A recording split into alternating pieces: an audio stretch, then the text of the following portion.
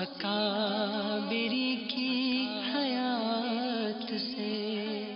الحمدللہ رب العالمین والصلاة والسلام علی سید المرسلین، اما بعد فاعوذ باللہ من الشیطان الرجیم، بسم اللہ الرحمن الرحیم، والصلاة والسلام علیک یا رسول اللہ وعلی آلک واصحابک یا حبیب اللہ، والصلاة والسلام علیک یا نبی اللہ وعلی آلک واصحابک یا نور اللہ۔ میرے پیارے اسلامی بھائیوں اور مدنی چینل کے ناظرین، ہم اس وقت مدنی چینل کے سلسلے ایک واقعہ ایک سبق میں حاضر ہیں۔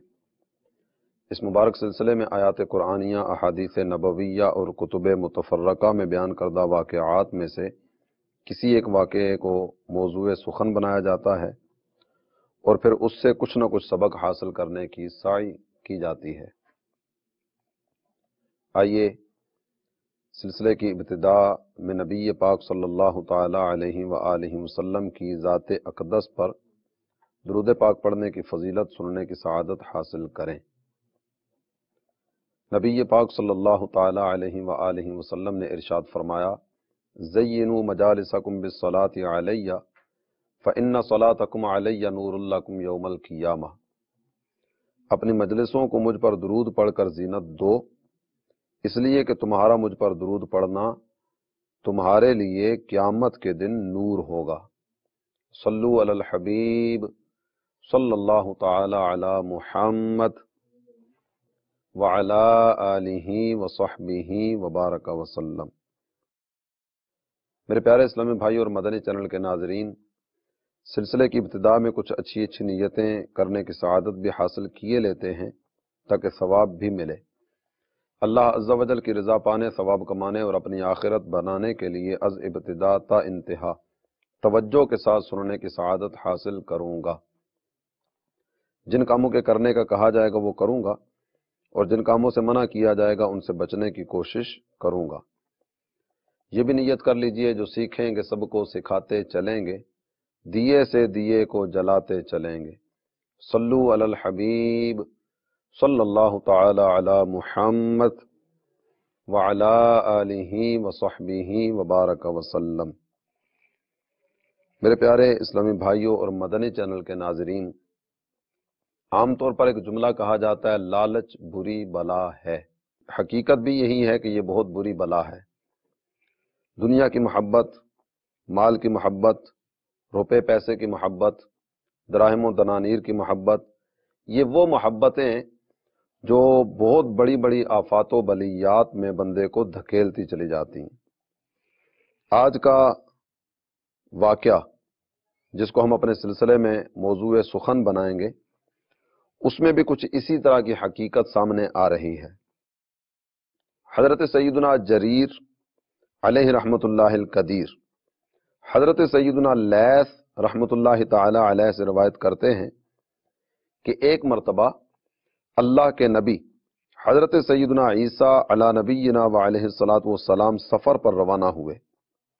راستے میں ایک شخص ملا، اس نے عرض کی، حضور مجھے بھی اپنی بابرکت صحبت میں رہنے کی اجازت دے دیجئے، میں بھی آپ کے ساتھ سفر کرنا چاہتا ہوں۔ آپ علیہ الصلاۃ والسلام نے اسے اجازت عطا فرما دی۔ دونوں ایک ساتھ سفر کرنے لگے۔ راستے میں ایک پتھر کے قریب حضرت عیسیٰ علیہ الصلاۃ والسلام نے ارشاد فرمایا، آؤ ہم یہاں کھانا کھا لیتے ہیں۔ چنانچہ دونوں کھانا کھانے لگے۔ آپ علیہ الصلاۃ والسلام کے پاس 3 روٹیاں تھیں۔ ایک ایک روٹی دونوں نے کھا لی اور تیسری روٹی بچ گئی۔ حضرت عیسیٰ علیہ الصلاۃ والسلام روٹی کو وہیں چھوڑ کر نہر پر گئے اور پانی پیا۔ پھر جب واپس آئے تو دیکھا کہ وہ روٹی غائب ہے۔ آپ علیہ الصلاۃ والسلام نے اس شخص سے پوچھا، تیسری روٹی کس نے لی تھی؟ اس نے کہا، مجھے اس بارے میں معلوم نہیں۔ پھر آپ علیہ الصلاۃ والسلام نے ارشاد فرمایا، چلو سفر کا آغاز کرتے ہیں۔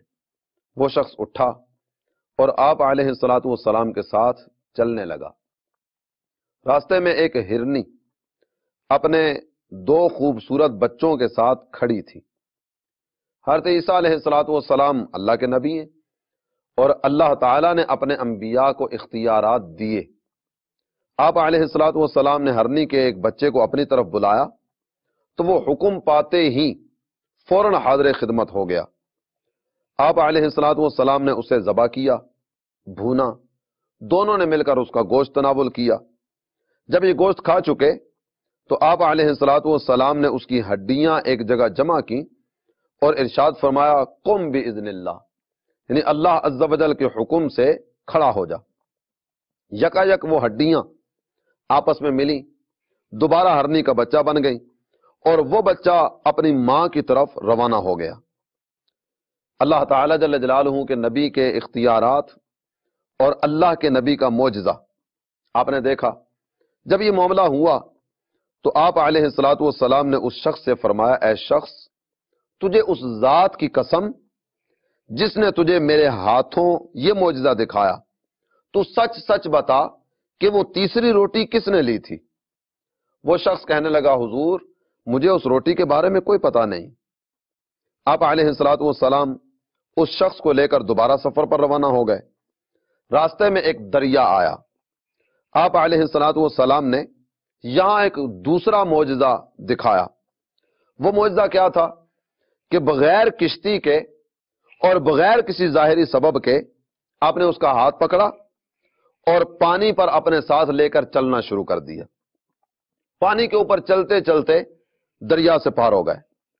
جب دریا کے دوسرے کنارے پہنچے تو حضرت عیسیٰ علیہ السلام نے اس شخص سے ارشاد فرمایا تجھے اس پاک رب کی قسم جس نے تجھے یہ معجزہ میرے ہاتھوں دکھایا، سچ سچ بتا تیسری روٹی کس نے لی تھی؟ اس نے پھر وہی جواب دیا کہ حضور مجھے اس کے بارے میں کچھ پتا نہیں ہے۔ آپ علیہ السلام اس شخص کو لے کر مزید آگے بڑھے۔ راستے میں ایک ویران صحرا آ گیا۔ حضرت عیسیٰ علیہ السلام نے اس سے ارشاد فرمایا بیٹھ جاؤ۔ جب وہ بیٹھ گیا تو آپ نے کچھ ریت جمع کی، اور ریت جمع کرنے کے بعد ارشاد فرمایا اے ریت اللہ عز و جل کے حکم سے سونا بن جا۔ وہ ریت اللہ کے نبی کا حکم پاتے ہی فوراً سونا بن گئے۔ جو ہی وہ سونے میں تبدیل ہوئی، حضرت عیسیٰ علیہ السلام نے اپنے دستے مبارک سے اس کے 3 حصے فرمائے، اور 3 حصے کرنے کے بعد ارشاد فرمایا ایک حصہ میرا، دوسرا حصہ تیرا، اور تیسرا حصہ اس کے لیے ہے جس نے وہ تیسری روٹی لی تھی۔ اب دولت سامنے ہے، سونا سامنے، فوراً وہ شخص بولا حضور وہ تیسری روٹی میں نے ہی چھپائی تھی۔ حضرت عیسیٰ علیہ السلام نے اس شخص سے ارشاد فرمایا مجھے اس سونے میں سے کسی چیز کی کوئی حاجت نہیں، یہ سارا سونا تم ہی لے لو۔ اتنا کہنے کے بعد آپ علیہ السلام اس شخص کو وہیں چھوڑ کر آگے روانہ ہو گئے۔ وہ اتنا زیادہ سونا ملنے پر بہت خوش ہوا کہ حضرت عیسیٰ علیہ السلام نے وہ سارے کا سارا سونا مجھے دے دیا۔ وہ رفاقت، وہ صحبت، وہ قربت، وہ ساری چیزیں بھول گیا۔ چلا تھا نبی کی صحبت پانے کا ارادہ لے کر، ان کی قربت پانے کا ارادہ لے کر، ان کی ہمراہی کی نیت لے کر چلا تھا، لیکن نیت میں کیسا فطور آیا کہ اللہ کے نبی نے اپنے ہاتھوں سے معجزہ دکھاتے ہوئے اس کے سامنے سونا بنایا، یہ سونے کی چمک دمک میں لگ گیا اور نبی کی صحبت کو چھوڑ دیا۔ حضرت عیسیٰ علیہ السلام وہاں سے چلے، اتنے میں وہاں 2 شخص اور آ پہنچے۔ جب انہوں نے دیکھا ویرانہ، کوئی آس پاس نہیں، صحرا ویران ہی ویران، دور دور تک آبادی کا نام و نشان نہیں، اور یہاں اس ویرانے میں اکیلا ایک شخص ہے جس کے پاس اتنی بھاری مقدار میں سونا موجود ہے۔ انہوں نے ارادہ کیا کہ ہم آگے بڑھ کر اس شخص کو قتل کر دیں اور سونا چھین لیں۔ جب وہ اس کے قتل کا ارادہ لے کر آگے بڑھے تو اس شخص نے کہا تم مجھے قتل نہ کرو، بلکہ ہم اس سونے کو آپس میں تینوں برابر برابر تقسیم کر لیتے ہیں۔ جب ایک جان ضائع کیے بغیر تمہیں مال مل رہا ہے تو کیوں میری جان کے در پہ ہوتے ہو؟ ہم تینوں آپس میں برابر برابر تقسیم کر لیں گے۔ اس پر وہ دونوں راضی ہو گئے۔ پھر اس شخص نے کہا ایسا کرتے ہیں کہ ہم میں سے ایک قریبی بازار جائے، وہاں سے کھانا خرید کر لائے، کھانا لانے کے بعد ہم مل جل کر بیٹھ کر کھانا کھائیں گے، اور اس کے بعد یہ سونا باہمی تقسیم کر کے ہم اپنے اپنے گھر کی راہ لیں گے۔ چنانچہ ان میں سے ایک شخص بازار گیا. جب اس نے وہاں سے کھانا خریدا تو اس کے دل میں ایک شیطانی خیال آیا. وہ شیطانی خیال یہ تھا کہ اگر میں اس کھانے میں زہر ملا دوں اور یہ زہر آلود کھانا اپنے دونوں جا کر ساتھیوں کو کھلا دوں, وہ کھانا کھاتے ہی مر جائیں گے اور سارے کا سارا سونا یہ مجھے مل جائے گا. یہ خیال آتے ہی اس نے کھانے میں زہر ملایا اور یہ زہر ملا ہوا کھانا لے کر اپنے ساتھیوں کی طرف چل دیا. ادھر اس کی نیت میں فطور آیا, اس نے کھانے میں زہر ملایا, وہاں ان دونوں کی نیتوں میں بھی فطور آ چکا اور انہوں نے باہمی مشورہ کیا کہ جیسے ہی ہمارا یہ ساتھی کھانا لے کر آئے گا ہم آتے ہی اس پر حملہ آور ہو کر اس کا کام تمام کر دیں گے. جب وہ مر جائے گا ہم دو رہ جائیں گے اور یہ سونا ہم دونوں آپس میں برابر برابر تقسیم کر لیں گے. چنانچہ جیسے ہی وہ کھانا لے کر ان کے پاس پہنچا, ان دونوں نے یک بارگی اس پر حملہ کیا اور اس کا کام تمام کر دیا. لاش ایک طرف پڑی ہے اور یہ اس لاش کے قریب ہی بیٹھ کر بڑے مزے سے وہ زہریلا کھانا کھانے لگے. کچھ ہی دیر کے بعد زہر نے اپنا اثر دکھانا شروع کیا اور یہ دونوں بھی زہریلا کھانا کھا لینے کے بعد وہیں ڈھیر ہو گئے. یہ تینوں لاشیں وہاں پڑی ہیں اور سونے کا وہ ڈھیر وہیں پڑے کا پڑا رہ گیا. کچھ وقت کے بعد اللہ کے نبی حضرت عیسیٰ علیہ السلام دوبارہ وہیں سے گزرے. آپ نے دیکھا کہ سونا وہیں اسی انداز میں موجود ہے اور وہاں 3 لاشیں رکھی ہوئی ہیں. آپ علیہ السلام نے یہ دیکھ کر ارشاد فرمایا, یہ دنیا ایک دھوکہ, لہذا اس سے بچو. جو بھی اس کی لالچ میں پھنسا وہ ہلاک, تباہ اور برباد کر دیا گیا. میرے پیارے اسلامی بھائی اور مدنی چینل کے ناظرین, واقعہ یہاں اپنے اختتام کو پہنچا, لیکن یہ واقعہ اپنے اندر مختلف طرح کے مدنی پھول لیے ہوئے ہے اور اس واقعے سے ہمیں مختلف طرح کے اسباق ملتے ہیں. سب سے پہلی بات تو یہ کہ یہ شخص اللہ کے نبی کی صحبت کی طلب لے کر نکلا. بڑا پیارا عمل تھا, بڑا پسندیدہ عمل تھا. نبی کی صحبت جسے مل جائے اور اس صحبت کی قدر بھی نصیب ہو جائے, یقیناً وہ بندہ بہت بڑے مرتبے پر فائز ہوا کرتا ہے. ہم نبی الانبیاء تاجدار ارض و سما حبیب کبریا مکی مدنی مصطفیٰ علیہ تحیت و ثنا, آپ کے صحابہ کو ایک نظر دیکھیں نا, ساری امت میں سب سے افضل ترین شخصیات وہ حضور انور تاجدار بحر و بر مالک جنت و کوثر صلی اللہ تعالی علیہ وآلہ وسلم کے صحابہ ہیں. عام امتی جتنے بھی نیک عمل کرتا رہے نا, بلکہ عام امتی تو کیا, اس امت کے اولیاء, یہ سارے کے سارے ایک طرف, بقیہ ساری امت بھی ایک طرف, یہ سب مل کر بھی ایک صحابی کے مرتبے کو نہیں پا سکتے. صحابی کا مرتبہ اتنا زیادہ ہے. اور یہاں اگر آپ دیکھیں کہ صحابہ کو جو فضیلت ملی, جو برتری ملی, اللہ تعالی جل جلالہ نے جو عزتیں رفعتیں ان کے مقدر فرمائی, وہ ساری کی ساری رفعتیں کس سبب سے ہیں؟ صحابہ کے نماز روزے کو نہیں دیکھا گیا کہ ان میں سے کون کتنے عرصے بعد ایمان لایا اور ایمان کا وقت کس کا کتنا ہے. کئی ایسے بھی ہیں کہ جو کلمہ پڑھا, مسلمان ہوئے اور کچھ دیر کے بعد ہی مقام شہادت پر فائز ہوئے, یا کچھ وقت کے بعد ہی اللہ تعالی جل جلالہ نے موت عطا فرما دی. زیادہ وقت تک ایمان لانے کے بعد اس دنیا میں نہ رہے. نمازیں کتنی پڑھی, روزے کتنے رکھے, تلاوتیں کتنی کی, دیگر نیک اعمال کتنے کیے, صدقہ کتنا کیا, خیرات کتنی کی, اس کا کوئی بھی حساب نہیں کیا جاتا نا. صرف اور صرف مرتبہ صحابیت مل گیا, بقیہ سارے اعمال ایک طرف, مرتبہ صحابیت ہی بہت بڑا مرتبہ ہے. قیامت تک کے لیے نمازی بھی آتے رہیں گے, حاجی بھی آتے رہیں گے, غازی بھی آتے رہیں گے, شہید بھی ہوتے رہیں گے, دیگر بہت سارے اعمال اس طرح کے ہیں جو قیامت تک جاری رہیں گے, لیکن مرتبہ صحابیت صرف اور صرف نبی پاک صلی اللہ تعالی علیہ وسلم کے رخ زیبا کے جلوے دیکھنے سے مشروط تھا. سرکار اپنا دیدار ساتھ لے گئے تو مرتبہ صحابیت بھی ساتھ گیا. صحابی صرف اور صرف نبی پاک صلی اللہ تعالی علیہ وآلہ وسلم کی صحبت کی وجہ سے اتنے بڑے مرتبے پر فائز ہوا کہ ساری زندگی نیک اعمال کرنے والا, شب زندہ دار, عبادت گزار, اطاعت شعار, وفادار, سب کچھ کرنے کے باوجود بھی کسی صحابی کی گرد راہ کو نہیں پا سکتا۔ نبی کی صحبت اتنی زیادہ برکتیں دلایا کرتی ہیں، اسے ایسی عظیم صحبت ملی، لیکن اس قدر بابرکت صحبت کے مل جانے کے بعد بھی یہ بندہ کس طرح خائب و خاسر ہوا کہ صحبت کی قدر نہ کی۔ نہیں، پتا چلا کہ صحبت مل جانا یہ الگ سعادت ہے، اور اس صحبت کی قدر مل جانا یہ اس سے بڑی سعادت ہے۔ وہ بھی ہیں کہ جو صحبت نہیں ملی لیکن قدر نصیب ہو گئی۔ حضرت سیدنا اویس کرنی رضی اللہ تعالی عنہ، سرکار کی صحبت بظاہر نہیں ملی، لیکن نبی پاک صلی اللہ تعالی علیہ وآلہ وسلم کی قدر نصیب ہوئی نا، اس قدر کی برکت سے اللہ تعالی نے کتنا بڑا مرتبہ عطا فرمایا۔ اس کے بعد جو دوسری بات ہمارے سامنے آئی، اللہ کے نبی حضرت عیسیٰ علیہ السلام، آپ جانتے ہیں، اللہ کی عطا سے جانتے ہیں کہ وہ تیسری روٹی کہاں ہے، لیکن آپ اس کی زبان سے سننا چاہ رہے تھے۔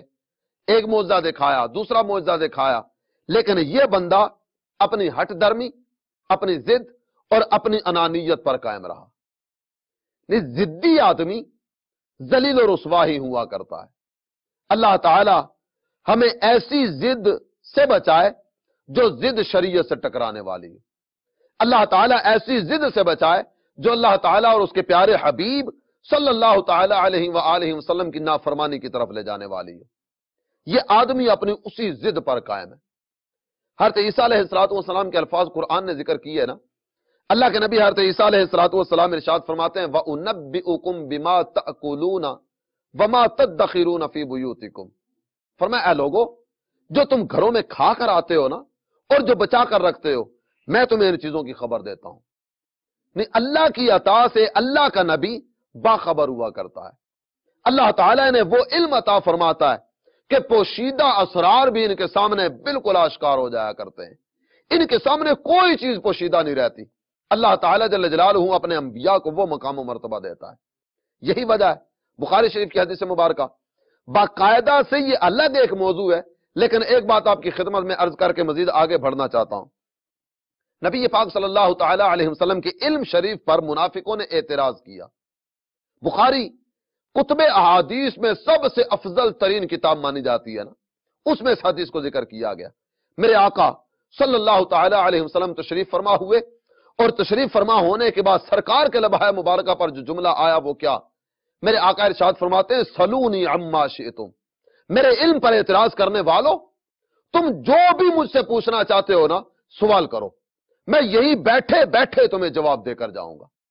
اللہ کا نبی اتنا بڑا عالم ہوا کرتا ہے، نہیں، کائنات کی کوئی چیز ایسی نہیں جو نبی پر منکشف نہ ہو، کائنات کی کوئی چیز ایسی نہیں جو نبی سے چھپی ہوئی ہو۔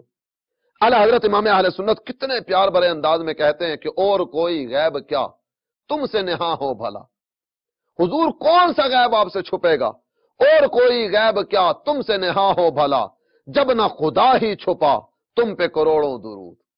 حضور جب اللہ تعالی جل جلالہ نے اپنا آپ بھی آپ سے نہ چھپایا اور اپنا جلوہ آپ کو دکھا دیا، تو کیسے ممکن ہے جو رب اپنا جلوہ آپ کو دکھائے وہ دیگر چیزیں آپ سے چھپا لے؟ اللہ تعالی جل جلالہ نے نبی پاک صلی اللہ تعالی علیہ وآلہ وسلم کو علم غیب عطا فرمایا۔ پھر اس کے بعد حضرت عیسیٰ علیہ السلام کے جن معجزات کا بیان یہاں کیا گیا، پہلا معجزہ، آپ نے ہرنی کے بچے کو پکڑا، ذبح کیا، اسے بھونا، اس کا گوشت تناول کیا، اور گوشت تناول کرنے کے بعد اس کی ہڈیوں کو جمع کر کے اللہ کی عطا سے اسے پھر زندہ کر دیا۔ کتنا بڑا معجزہ حضرت عیسیٰ علیہ السلام کا۔ حضرت عیسیٰ علیہ السلام اب مردے زندہ کیا کرتے تھے، قرآن نے اس حقیقت کو بیان کیا، فرمایا وَأُحْيِي الْمَوْتَى بِإِذْنِ اللَّهِ، میں اللہ کے حکم سے مردوں کو زندہ کرتا ہوں۔ حضرت عیسیٰ کا معجزہ ہے نا، اور حضرت عیسیٰ علیہ السلام پوری امت کا متفقہ عقیدہ، جس سے کسی کو مجال انکار ہے ہی نہیں۔ وہ کیا کہ نبی پاک صلی اللہ تعالی علیہ وآلہ وسلم آپ امام الانبیاء، افضل الانبیاء اور سید الانبیاء ہیں، سرکار سارے نبیوں کے نبی ہیں۔ ہمارے کریم آقا صلی اللہ تعالی علیہ وسلم تمام انبیاء سے مقام و مرتبہ میں عرفہ، اعلیٰ، اولا اور اعلیٰ ہیں، سرکار جیسا کوئی نہیں۔ شب اقصیٰ شب معراج مسجد اقصی، نبی پاک صلی اللہ تعالی علیہ وآلہ وسلم آپ وہاں تشریف فرما ہوئے. حضرت آدم سے لے کر حضرت عیسیٰ علیہ السلام تک سارے انبیاء وہاں موجود ہیں. نبی پاک صلی اللہ تعالی علیہ وسلم کی آمد ہوتی ہے. یہ سب نبی، سارے کے سارے نبی صفے باندھے کھڑے ہیں اور نبی پاک صلی اللہ تعالی علیہ وسلم مصلی امامت پر تشریف فرمائیں. سرکار ان سارے نبیوں کے بھی نبی اور ان سب انبیاء کے امام ہیں. جب حضرت عیسیٰ علیہ السلام کے مقام و مرتبہ کا یہ عالم ہے تو نبی پاک صلی اللہ تعالی علیہ وسلم کے مقام و مرتبہ کا عالم کیا ہوگا؟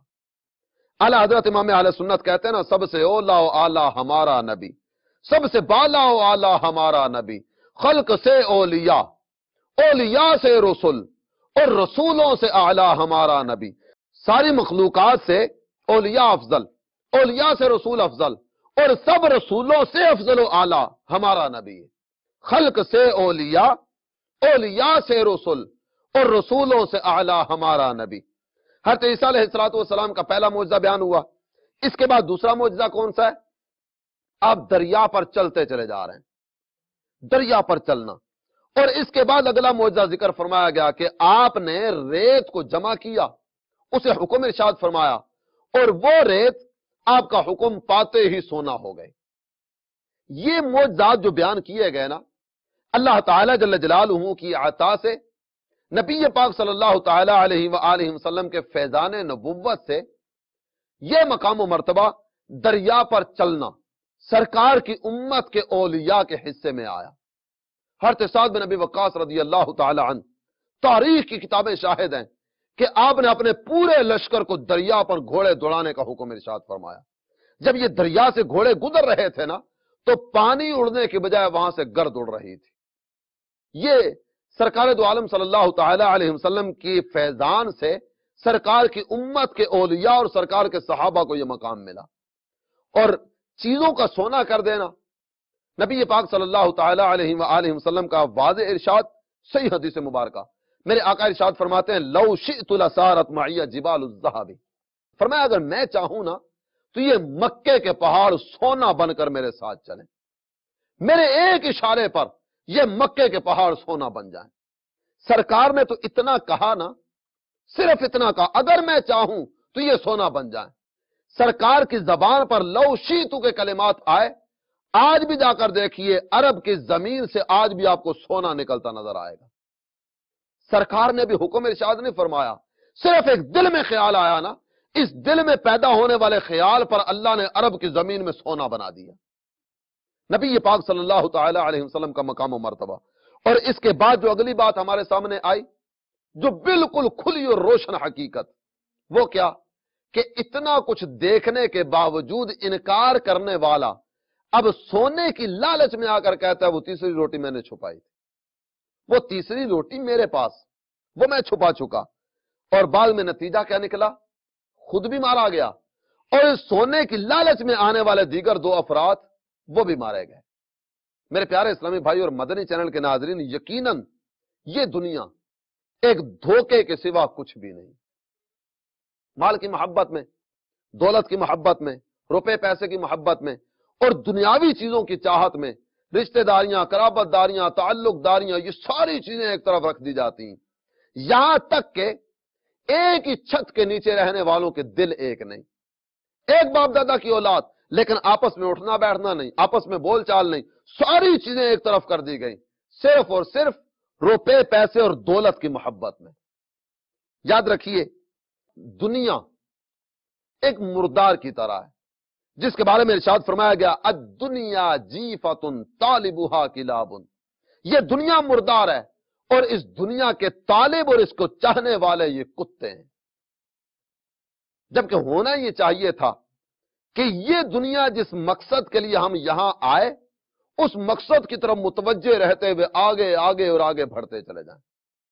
الدنیا مزرعۃ الآخرہ، کتنے پیارے الفاظ میں ایک جملے میں بات کو سمجھا دیا گیا نا کہ دنیا آخرت کی کھیتی. میں اگر گندم چاہتا ہوں گندم کا بیج بوؤں گا، جو چاہتا ہوں جو کا بیج بوؤں گا، اور جس چیز کو میں چاہتا ہوں نا اور جس کو حاصل کرنا چاہتا ہوں اسی کا بیج بویا جاتا ہے. میں بھائی کا طالب، برائی کا بیج بو رہا ہوں، میں اچھائی کا طالب برا بیج بو رہا ہوں، تو برا بیج اپنے ساتھ اچھا پھل لے کر کیسے آئے گا؟ یاد رکھیے نبی پاک صلی اللہ تعالی علیہ وآلہ وسلم اپنے کتنے ہی ارشادات میں اس دنیا کی حقیقت اور اس کی بے ثباتی کو بیان فرما چکے ہیں۔ آیات قرآنیہ اس پر شاہد ہیں، اور کل قیامت کے دن کا ایک منظر جو ذکر کیا گیا نا، حضرت سیدنا فضیل بن عیاض علیہ الرحمہ آپ کہتے ہیں کہ حضرت سیدنا عبداللہ بن عباس رضی اللہ تعالیٰ عنہما نے ارشاد فرمایا، بروز قیامت ایک نیلی آنکھوں والی نہایت بدصورت بڑھیا جس کے دانت آگے کی طرف نکلے ہوں گے لوگوں کے سامنے ظاہر ہوگی۔ نیلی آنکھیں، بھدا چہرہ، نکلے ہوئے دانت، یہ لوگوں کے سامنے آئے گی۔ اب ان لوگوں سے پوچھا جائے گا اسے جانتے ہو؟